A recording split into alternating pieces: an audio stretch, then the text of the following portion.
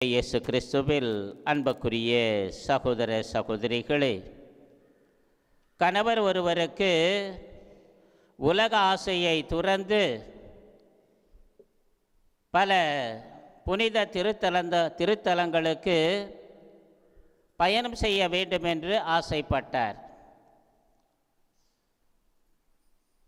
அவரது மனைவியும் நானும் உங்களோடு வருகிறேன் என்று அவரை வற்புறுத்தினார்கள். அப்பொழுது கணவர் சொன்னார், இதெல்லாம் பெண்களுக்கு ஒத்து வராது, எனவே என்னை தனியாக விட்டுடு, நான் மட்டும் போயிட்டு வரேன் அப்படின்னு சொல்கிறார். அப்பொழுது மனைவி சொல்லுகிறார்கள், கண்டிப்பாக நான் உங்களோடு தான் வருவேன், என்னையும் அழைத்து செல்லுங்கள் என்று வற்புறுத்தினாள். எனவே அவனும் என்ன செஞ்சா, மனைவியுடைய வற்புறுத்தலின் பேரில் சரி வா அப்படின்னு சொல்லி பல திருத்தலங்களுக்கு திரை யாத்திரை சென்றார்கள். ஒரு நாள் ஒரு காட்டு வழியே செல்ல நேர்ந்தது. கணவன் முன்னே செல்லுகிறார், மனைவி பின்னாலே போயிட்டு இருக்கிறாங்க. அப்பொழுது தரையில் ஒரு வைரக்கல்லை பார்க்கிறான் கணவன். எனவே இந்த வைரக்கல்லை மனைவி பார்த்தான்னா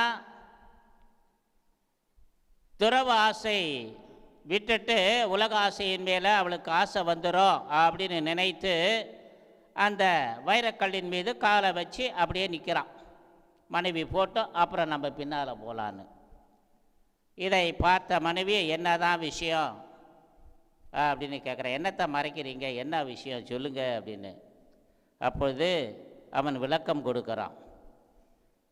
அப்பொழுது மனைவி சொல்கிறா, மண்ணுக்கும் வைரத்திற்கும் இன்னும் வித்தியாசம் உங்களுக்கு தெரியுதா அப்படின்னா நீங்கள் உலக ஆசையை முழுமையாக திறக்கலைன்னு அர்த்தம் அப்படின்னு மனைவி சொல்லுகிறாள். அன்புக்குரியவர்களே, இன்றைய நற்செய்தி வாசகத்தில் பார்த்தோன்னா உண்மையான சீடத்துவம் என்றால் என்ன என்பதை மிக தெளிவாக சொல்லப்படுகிறது.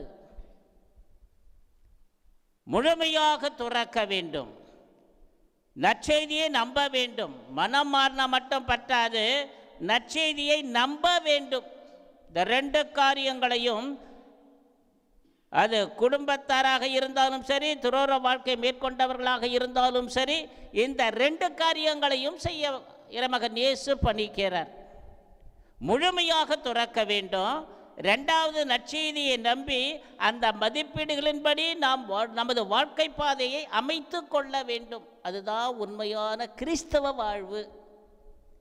எனவே அப்படிப்பட்ட உண்மையான கிறிஸ்தவ வாழ்வை நாம் வாழுகின்றோமா என்ற சிந்தனையோடு இன்றைய திருப்பலியிலே பங்கெடுப்போம். ஆமேன்.